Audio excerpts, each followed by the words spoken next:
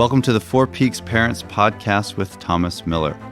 Are you tired of your tween, teen, or young adults' dysfunctional behaviors holding you emotionally hostage, controlling your family, and ruling your life? Do you feel like you're riding an emotional roller coaster every time you walk into your house? If you answered yes, then you're in the right place. This podcast is a community for courageous parents just like you who come here to gain effective tools, skills, learn concrete action steps, and take power back so they can change their tween, teen, or young adult's life and change their family's future.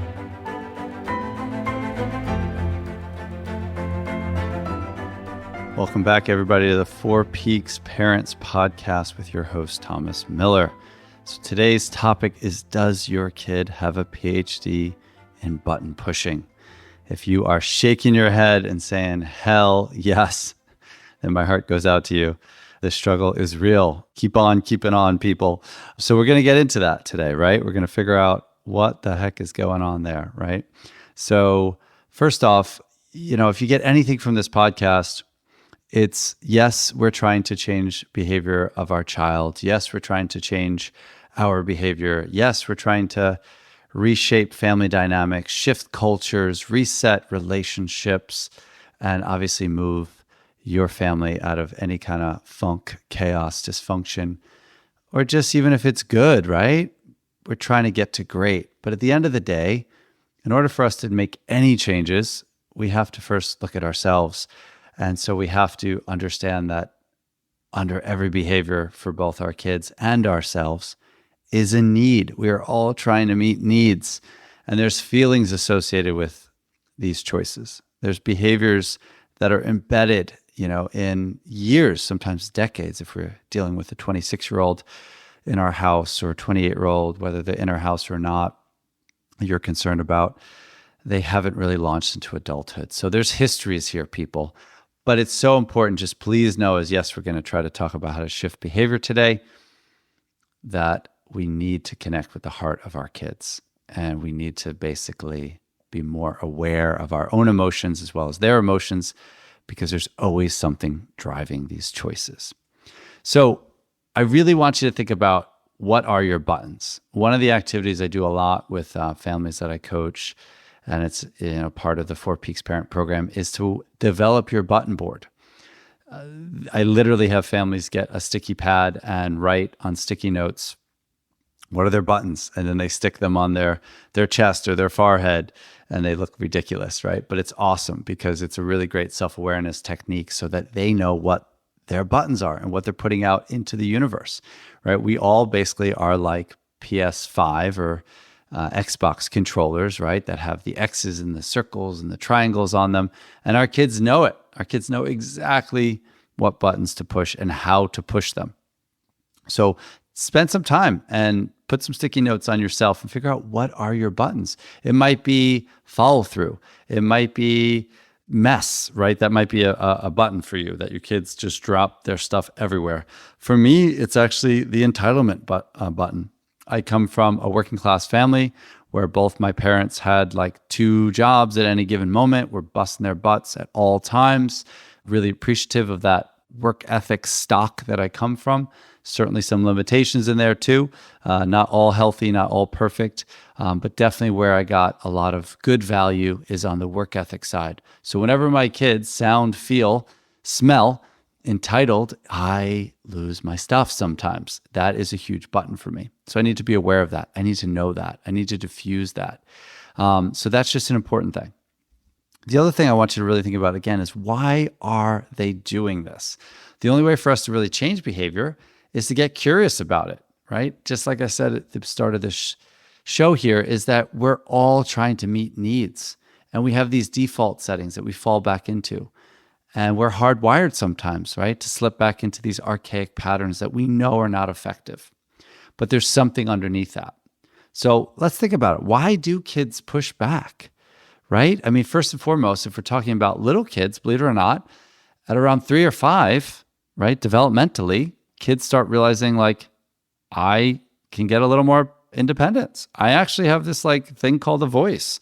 They're actually saying this sort of out loud, and internally, I'm a big person. I'm a big kid. I can make my own decisions. So we want to make sure that we're not thwarting that individuation or that independence. When kids get older, right, and they're tweens, definitely teens, and they really start going through that task of separating and individuating, and the peer stock goes up a little bit, parent stock goes down a little bit, we again don't want to fly too low and try to create compression on that process. There's a way to roll, right, with our kids sort of debating or pushback. It's actually a really great neurocognitive developmental milestone that they begin to really think about bigger pictures, topics and big questions. Who am I? What am I? I'm so much, like mom in this way. I'm so not like mom in that way. I'm so like dad. I'm so not like dad, or I'm never going to be like dad or mom in these regards, right? So let's think about it. We're going to bed at night and we had that fight and we're feeling guilty because maybe we lost our stuff and we allowed their dysregulation to convert into our dysregulation, and there was two dysregulated people trying to have conversations. If we can ask ourselves, like, why did we have this fight? Was it that they're attention seeking? Are we actually maybe running a little bit in the red and a deficit in terms of being present or making contact with them? Maybe that's how they got us, believe it or not. Are they stressed about school, social stuff, dating? Is there a big game coming up? Are they kind of putting a lot of pressure on themselves, for performance anxiety?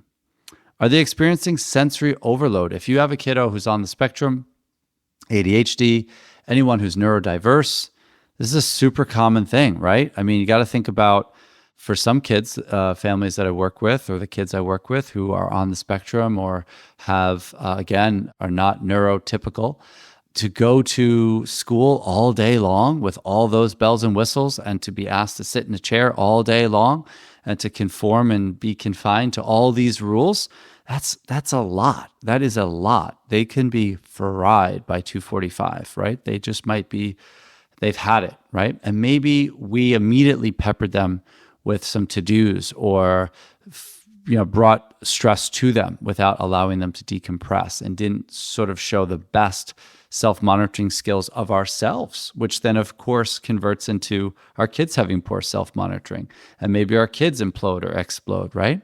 So what were they seeking there? Is that sensory overload? Do we need to look at creating spaces and gaps in their day where they can just, like, again, kind of fall apart like Humpty Dumpty? How do we structure the after school time? How do we create moments of versus moments of homework versus moments of chores? It's tough, right? I mean, I got two kids playing at a crazy high level of club soccer, and we are running, right? People are stressed. Patience is low. Times there's compassion fatiguing. There's not enough sleep sometimes, right? Are they actually seeking sensory stimulation? For kids that definitely ADHD, could be combined presentation or inattentive, but definitely for the impulsive hyperactive kiddo, they're going to need to get stimulated. They're ramping up, and literally they're ramping up when we're wanting them obviously to ramp down. And sometimes, where you're heading in two different directions energetically. And you also have to understand there's biorhythms, right? There's these natural periods throughout the day for us and for teens where there's low troughs of energy and high troughs of energy. And you can actually Google this stuff and look it up and see that the biorhythms of a teen are totally not in alignment with the biorhythms of an adult. And if we don't catch that going to bed, getting tired biorhythm, believe it or not, our brains think that there's something amiss, something's wrong. So we get a shot of adrenaline because our brain thinks we're clearly defying sleep for some existential threat. So we need to flood this system with adrenaline, which creates that ramp up, creates that keyed up quality that sometimes our kids have when they're overtired. Are they just lacking communication and coping skills? Is there some crap going on, that they don't know how to really express or get their needs met? So they just act out. If you think about the scapegoat child, which is the child that's always the identified patient, the oppositional, defiant kid that always winds up in the principal's office or the therapist's office. A lot of times that kid is super smart and super adaptive because whether they realize it or not, consciously or unconsciously, they're trying to bring attention to the family. Their parents may be fighting a crap ton. Their family may be going through a divorce, or there's a transition, or there's just some new challenge, and they're trying to get the family support. They're not asking for it, of course, because kids tend to not ask for things with their mouths. They ask for things with their feet, and they vote with their behavior, if you will. But just really kind of take a step back. We're going to dive into some tips now, of course. But first thing, please, please, please, please, try to ask yourself, what the heck is going on? What is the driver? What's behind all this? Okay. It's really important because we can bring a lot of value there by pushing in to some of these key areas we just talked about. So when your kids are pushing your buttons, which again, if you're exposing them so much, shame on you. You got to work on that, right? We have insulation in the walls, right? That keeps, of course, heat in. Also is good for soundproofing. If we don't have a lot of insulation between our buttons and our kids, watch out, right? So self-care is so important. Timing is so important, right? As much as we want our kids to delay gratification and put a healthy pause between impulse and action, we got to do the same thing. And that's why taking space can be so powerful for us. There's nothing wrong with saying this out loud, I'm getting a little heated. I'm kind of like an engine in red. I realize I'm probably not at my best right now. I need to go take 5. Let's take this conversation offline, right? I'll talk to you about this in a couple of minutes. Just please give me some space, right? And if you need to literally remove yourself, go do it. Of course, you got to come back, right? And then be able to do that deep breathing and do whatever you got to do so you can then obviously be in a better headspace. The key thing there is long before things get kind of cray-cray is you got to be calm and you got to listen. Just like I said, try to solicit information. Try to understand what's going on. Ask some open-ended questions. The other thing is try to early and often think of yourself as like Jane Goodall, right? Chilling in the woods, like observing, right, the gorillas. Try to think of yourself as a behavioral sociologist. Really try to look at what are the cues, right? Is your kid talking fast? Are they in your face? Are they sullen? Do they look a little keyed up and exasperated? Whatever's happening, and speak to that. We can proactively sometimes, right, shift what could otherwise be some cataclysmic event if we're just that much more proactive and just speak to the things we see. So you could say something as simple as, it looks like, you're kind of exhausted. It seems like you're talking really fast, right? Or have you noticed you're standing like really close to me? Have you noticed that I'm asking for space and actually giving you space? When I used to be the clinical director of a wilderness therapy program in the Adirondacks of New York, we had tons of kids that had obviously social, emotional, behavioral challenges. And so often a kid would be in my face saying, "Get the F out of my face." Meanwhile, I'm ceding ground to them. I'm literally backing up. There's 6 million acres in the Adirondacks, which is amazing place. If you haven't been, it's totally worth going. And I'll definitely share more stories of, oh my God, from the woods and so many things I've learned there. But so often I'd be backing up and be like, "Hey buddy, do you realize you're actually in my space? You're actually entering my physical space." And I would be going sort of concave and they would be going convex into me. So really speak to that. It seems that you're feeling this way, or it looks that you might be feeling that or going through this. It looks like you're stressed. Are you tired? It seems like you're tired. So make sure to make those observations. You might be wrong. So you could do it in a way, again, could be wrong, but where it seems like, or have you noticed that? These are great ways to try to redirect. Another great technique is called match, pace, lead. Think about it. We have to match where our kid is at. So to match with our child, guess what? We got to gargle their worldview. We have to stand inside their shoes. Nothing kills rapport faster than sarcasm. I'm guilty of it. I've definitely, oh my God, my kids come home and they're having the pity party and they don't know that I saw, 7 clients in a row, might have hospitalized someone earlier that day, might have helped a family through a really crazy crisis, really been exhausted, spilled coffee all over myself, whatever the heck it is. And then guess what? I have to be on. And as much as I am fried a little bit, as much as to me, whatever they're, dramatizing might be disproportionate to the reality of whatever it actually is, I have to do a better job or a really good job matching and standing inside their story. So I'm going to have to match their body language, their talking style, their tone. I might have to speak faster or slow down. I have to really match their mood, their energy, validate their emotions. I got to join versus mock. Okay, so that's match. Really important to match. Match, pace, lead. Remember that. We're going to talk about the next two steps in a second. But think about it. We all want to just lead our kids, right, out of this current dysfunctionality towards functionality. But before we do that, we have to, again, meet them where they're at. Pace. So we got to align with our kids' pace, right? They might be thinking this is dire and they need to know in 3 seconds, right? Can you go to the thing, or can you get Snap, or, are you going to give me back TikTok privileges, or do I get my phone back, or can I go to so-and-so sleepover, or right? So we have to realize that for them, this is really important.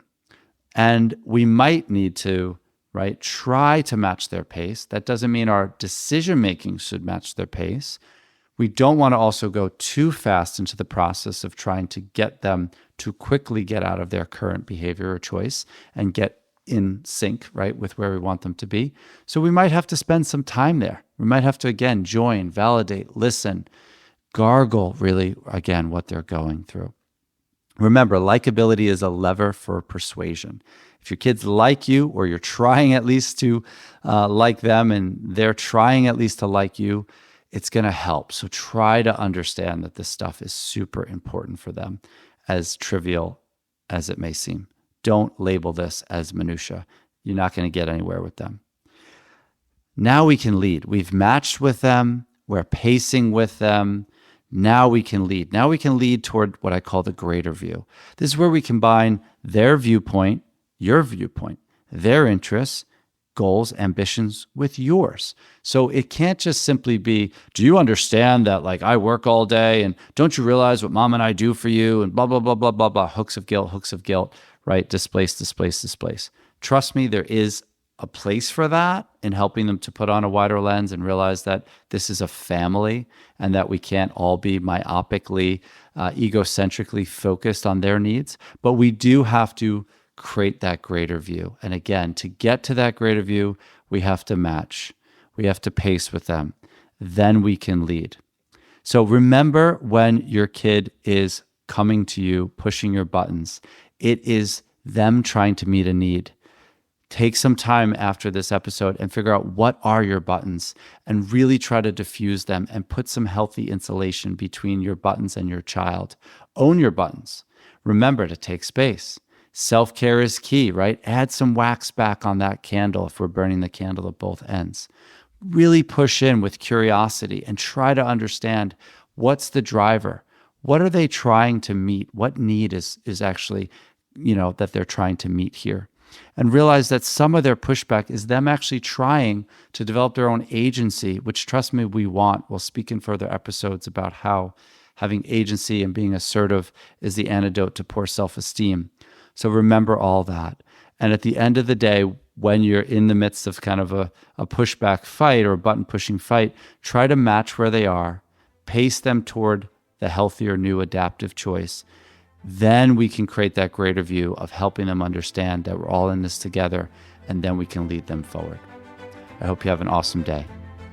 Look forward to seeing you next time. Be well.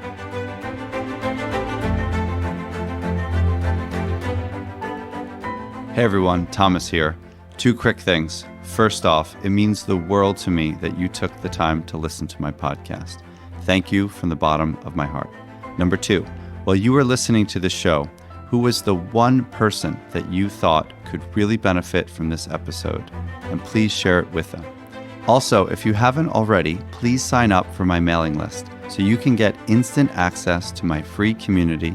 Here you will be able to connect with other parents in similar situations, as well as access my regular Q&A sessions where you can ask me anything and get headed in the right direction. The link is in the description.